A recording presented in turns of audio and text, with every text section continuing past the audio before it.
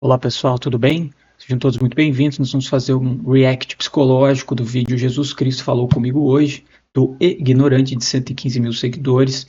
Este vídeo não é um vídeo religioso, é um vídeo psicológico baseado em Carl Gustav Jung, psiquiatra, psicólogo grandioso, gigante do século XX. A gente vai fazer uma análise, eu já assisti o vídeo, vai fazer algumas anotações e a gente vai direto aos pontos. A ideia é tentar entender o que ele teve com essa experiência do mundo real, da vida real, e também ajudar você a compreender a si mesmo, tanto numa perspectiva religiosa, quanto também numa perspectiva social, né, psicológica. A gente vai ter esse objetivo, claro. Meu objetivo não é de julgar a pessoa, falar que ela fez errado ou certo, é simplesmente ter uma análise bem crítica, bem racional, bem direta em relação à experiência que ele contou ali no vídeo. Então, vamos direto ao ponto. Se você quiser assistir o vídeo inteiro, você pode deixar, vou deixar ele aqui na descrição para você assistir. A gente vai direto no ponto 3,50, mas antes eu preciso dar alguns contos. A experiência que ele conta é de que ele estava tomando café no shopping, como ele faz habitualmente, chegou uma pessoa, abordou ele, era um sérvio que queria voltar para casa, não tinha dinheiro e ele deu excesso de bagagem, ele tinha que pagar a taxa de R$ 64 e ninguém conseguia ajudar ele, nem as casas de câmbio, nem a Polícia Federal, ninguém falava inglês. Então ele chegou para esse rapaz e esse rapaz sabia falar um inglês rabiscado, segundo ele, e ajudou esse rapaz nesse processo. Né? E aí ele vai contar um pouco disso agora. De R$64 para pagar essa taxa e ir embora hoje. Eu vi que era uma pessoa de bem, eu vi que era um cara de bem, eu vi que não era golpe, em primeiro lugar, porque ele não é brasileiro, certo? Já vamos começar por aí. Eu vi que era um cara simples, do jeito que ele tava vestido, o cara tava desesperado, deu pra ver nitidamente que ele tava desesperado. E outro, o cara vai me dar um golpe de R$64, mano. Né? E uma coisa que tava me pegando muito é que toda hora ele falava, please help me, please help me. Toda hora ele falava, por favor me ajuda, por favor me ajuda. Assim, do nada. Quando ele percebia, tipo, a gente tinha uns 5 lances de escada rolando pra descer até o lugar lá que eu fui pedir ajuda pras pessoas. Todo momento, do nada, ele falava, please help me, né? Tipo, me ajuda. Você via que o cara tava realmente num momento desesperador ali pra ele. Inclusive, na hora que ele foi me mostrar o documento, né, a identidade dele, como se fosse uma identidade, né, ele tava assim, ó, tremendo, sabe, pra me mostrar, tipo, ó, aqui e tal, eu sou esse aqui, e eu preciso ir, me explicando o que tava acontecendo e tal, pra onde ele ia e tal, e você percebia que o cara tava tremendo, assim, de a situação que ele tava colocado ali, você tem que falar com um estranho, num país estranho e tudo mais.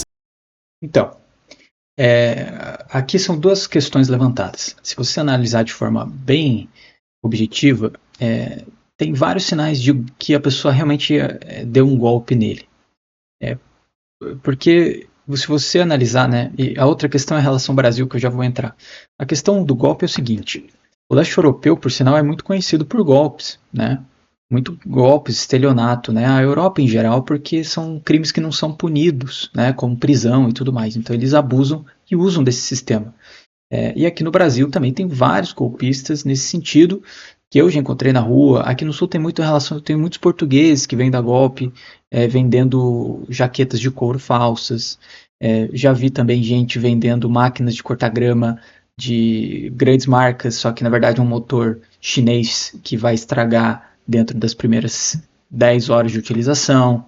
Então você tem essa relação muito clara de golpe, né? Aqui tem gente que pede dinheiro para tirar xerox, para autenticar documento, porque a pessoa está pedindo emprego e ela falta só o dinheiro para autenticar os documentos, porque ela é ex-presidiária, então a pessoa usa isso para dar uma ameaçada, e é sempre muito urgente, tudo é muito urgente para você pensar pouco, fazer uma ação. Então isso tem muito cara de golpe sim, tá? De uma forma bem fria pensando. E a questão do Brasil, depois a gente vai chegar no contexto, eu vou dar esse final porque tem várias outras pistas em relação a isso. E a relação Brasil, isso mostra já a relação difícil que ele tem com o Brasil, né, e tantas outras pessoas têm com o brasileiro em si.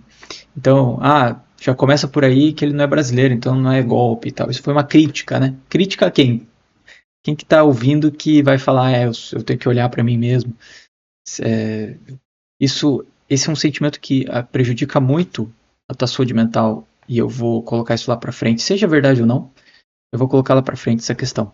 Então ele fala diversas vezes sobre isso, né? E a questão da pessoa, ela veio aqui, ela morou aqui, ela ficou um tempo aqui, e aí ela não tem dinheiro, e aí ela não consegue pagar e só aceita um dinheiro, E aí ninguém da casa de câmbio fala nada, ninguém da Polícia Federal fala nada. Aí ele vai tentar trocar o celular dele, o notebook dele, mostrando ser uma pessoa simples, o que é mais um indício de golpe, porque se a pessoa é muito simples, é muito estranho, né? Ela fazer uma viagem dessa magnitude, ir, voltar e tudo mais.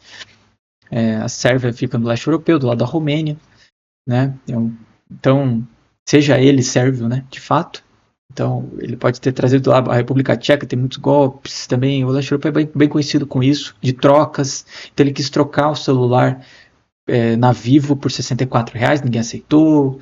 Ele tá sempre tremendo, meu Deus, tá desesperado. A pessoa vai e entra nessa onda, né? Então você via o desespero do cara, né? E até em um momento desse aí, a gente descia as escadas rolantes, conversava uma coisinha assim ali, mais ou menos, né? Às vezes ele falava, please help me e tal. Aí ele falou assim, you look European. Tipo, você não parece brasileiro, você parece europeu. Eu falei, muito obrigado, melhor elogio que eu recebi hoje. Aí ele deu risada, né? Interessante, né? Então aqui mais uma alfinetada no brasileiro, como se quem estivesse escutando, né? É um ressentimento. Esse é um sentimento de ressentimento com o país e com a instituição, né, Brasil e a cultura brasileira, brasileiro em si, que ele faz parte, nós fazemos parte, quer a gente queira ou não. O fato de ter procurado ele justamente pode ter sido, né, se for idôneo, né, a procura pode ter sido pela aparência, então a pessoa tende a achar que a pessoa tem um caráter mais europeu, ela vai falar inglês, vai ser de lá, vai ajudar mais a pessoa. Então, indo direto ao minuto 7.5. Tipo, aleatória, né? É realmente muito aleatória. Quem o cara entrou dentro da cafeteria, ele só foi direto falar comigo. Exatamente comigo. E aí minha garganta começa a travar. Enfim, porque nesses últimos 5, 6 dias, talvez um pouquinho mais, toda vez ali que eu vou fazer minha oração à noite, ultimamente eu tô me sentindo muito indigno, talvez essa seja a palavra, indigno de Cristo. Porque nós somos pecadores e a gente peca todo dia, e a gente faz aquilo que a gente luta todo dia pra não fazer, e às vezes escapa, a gente derrapa, a gente cai. E pelo menos nos últimos 4, 5, 6 dias aí, até um pouquinho mais talvez, toda vez que eu vou fazer minha oração à noite, eu peço pelo meu pai, pela minha mãe, pela minha família, né? Que proteja a minha casa, proteja eles, que dê saúde e tal. Mas eu não peço por mim. Faz um bom tempo que eu não peço nada por mim, porque eu não acho que eu sou digno de pedir. E eu tenho certeza que tem muita gente que também pensa assim, e acaba se afastando dele justamente por pensar desse jeito. Então, isso aqui é bem comum de acontecer, principalmente, não somente com o masculino, mas principalmente com o masculino, que é de se sentir indigno por muitas vezes não desempenhar a função máxima que você gostaria de desempenhar, ou tá fazendo coisas que você sabe que são erradas, que você é um pecador e tal. E existe isso na Bíblia, né? Eu não sou digno de que entreis em minha morada, mas em uma palavra só serei salvo, no sentido de humildade, né? Da sua percepção de ser um ser falho e humano e simples. Agora também há um lado de fuga também, muitas vezes, em você se colocar numa posição de você não conseguir pedir, de você não conseguir desejar, de você não sentir um impostor, sabe? E isso é medo, né? É o medo de não se sentir no tamanho que você talvez mereça, ou deva, ou sinta de verdade, deva sentir de verdade. Isso é normal, todo mundo tem. Você só vai superar isso com 60, 65 anos, você vai começar a superar esse sentimento, né? Segundo diversos relatos, tem uma passagem, inclusive, quem fala, eu vou lembrar depois, vou passar para vocês, que comentou exatamente sobre isso, né? Essa síndrome do impostor, esse negócio de não merecer e tal, esse autoflagelo, essa melancolia te coloca num estado depressivo, que você fica travado, remoendo seus problemas e tem dificuldade de seguir adiante. E justamente por quê? Porque você não faz algo para outra pessoa, que é o que acontece aqui nesse caso. Então, nesse caso aqui, ele ajuda a pessoa, ele trata a pessoa, ele se sente escolhido, né? Como se fosse o arquétipo do herói. Ele se sente escolhido, a pessoa vem até ele. Entre tantas outras pessoas, foi ele que foi escolhido para ajudar aquela pessoa. Ele se sente útil. E isso é um papel muito importante para você se sentir digno da sociedade. Ajudar os outros, pensar nos outros. Olha só que incrível. Inclusive, a religião católica, né, Jesus Cristo fala muito sobre isso. Então, isso ajuda muito na tua saúde mental. Tá? Esse foco no que você quer enxergar. Por mais que tenha sido golpe, você enxergar aquilo que você quer, ele estava buscando esse chamado, né, como ele vai falar aqui no minuto 10 e 40. Porque se fosse pra qualquer outro cara, ia falar, meu, dá o notebook aí, eu te mando aí, tô, tiro aqui, o cara se vira pra arrumar dinheiro, né? Pô, vou pegar um notebook por R$64, pegar um celular, um iPhone por R$64. E aí, beleza, despedi do cara, o cara foi, todo, puta, correndo, né, o cara foi. E... aí eu voltei, falei, agora eu vou tomar meu café. Agora eu vou subir, vou tomar meu café de novo, porque eu tomei o cara veio, sentou, falou tudo aqui, um monte de coisa, eu peguei o café, eu tinha acabado de pegar o café. Eu peguei, bluf, vambora, fui. Falei, bom, agora eu vou sentar, calmei, tomar meu café e tal. E aí que veio na minha cabeça, tum, sabe aquele estalinho?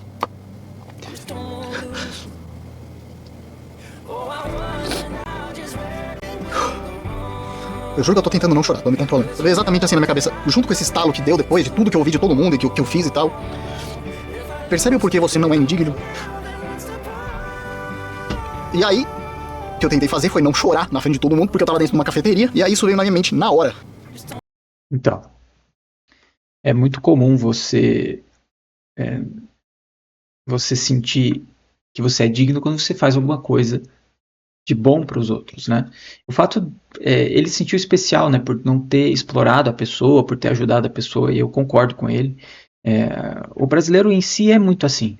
Se você vai no lugar certo, né, você está num shopping, você tem pessoas que são um pouco mais educadas, tem mais educação, está num contexto social que prejudica você tomar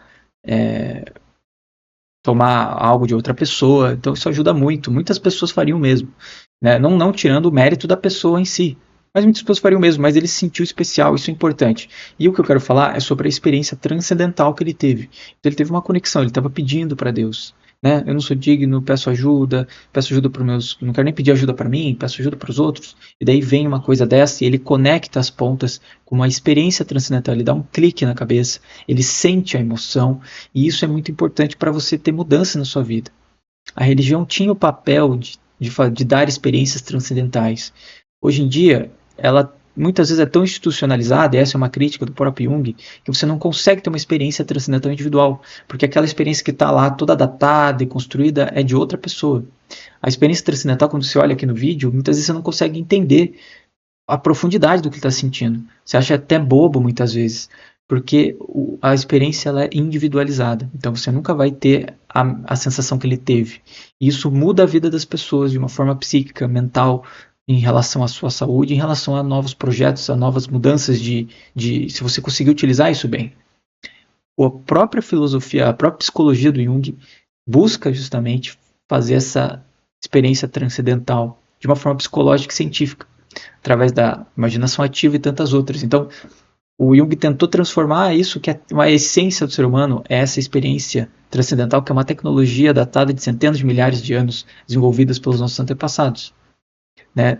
Ela é de uma forma arquetípica, ela já está lá dentro, assim como a necessidade da crença em Deus é uma necessidade arquetípica que nos é herdada através do inconsciente coletivo. Isso fica para um outro momento eu explicar para vocês de forma mais aprofundada. Então, isso é muito importante.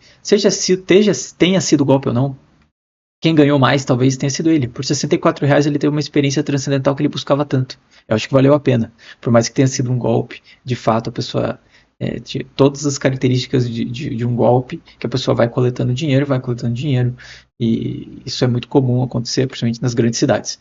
Mas ele conseguiu fazer algo muito bom com isso. Isso acaba sendo irrelevante, no final das contas, por essa experiência. Você quer transformar a sua vida, você sabe que você precisa acordar mais cedo, que você quer transformar a tua vida, ganhar mais dinheiro, ter relacionamentos melhores, só que você fica remoendo seus problemas num ciclo infinito, você vai descendo uma depressão. Aí se você precisa quebrar esse ciclo, não é fácil, não é simples, você precisa ter uma emoção, uma energia emocional simbólica muito grande para quebrar o ciclo, principalmente do seu inconsciente, que domina grande parte da sua energia psíquica. O seu ego é um pequeno ego, ele é meio como um diretor, mas ele é um diretor que, se os atores estão rebelados, não tem o que fazer.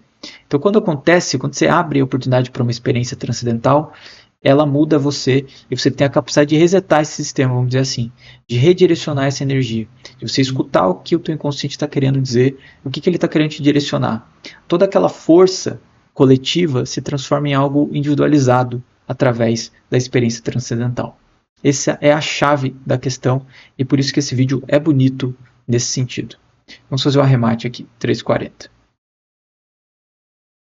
sente o nosso coração, e isso é o principal. E ele simplesmente respondeu, me mostrando hoje, tentando, talvez, me lembrou de como é que eu sou de verdade, porque a gente não se vê assim, né? Eu pelo menos, eu tenho esse problema de ver só o que eu tô errando. Às vezes eu esqueço o que eu faço, às vezes eu esqueço quem eu sou. E ele me ouviu, cara. Então, se você precisa de mais alguma prova de que Cristo é real, que Cristo te ouve, talvez seja esse meu testemunho aqui.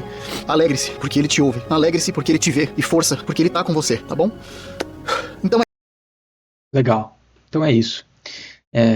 Para dar um arremate final, principalmente sobre essa questão da experiência. Você precisa se abrir a essa questão. É uma questão individual, é uma questão que não deve ser compartilhada, porque as pessoas vão te chamar meio de louco se você for parar para pensar, mas você precisa se abrir a esse tipo de questão.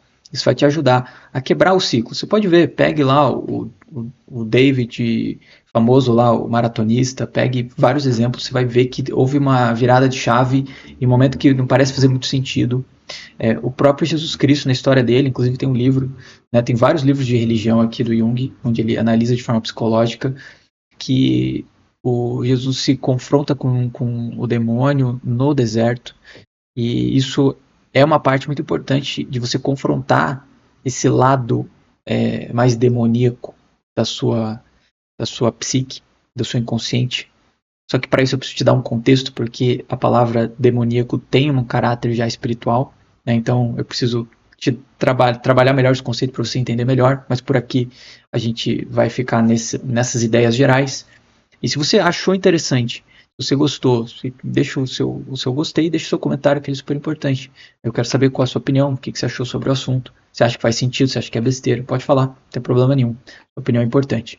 Tá? Se quiser fazer terapia, eu tenho uma plataforma de terapia, pdsaude.com.br, só entrar lá e fazer um orçamento de 2 minutos, e a gente se vê no próximo vídeo.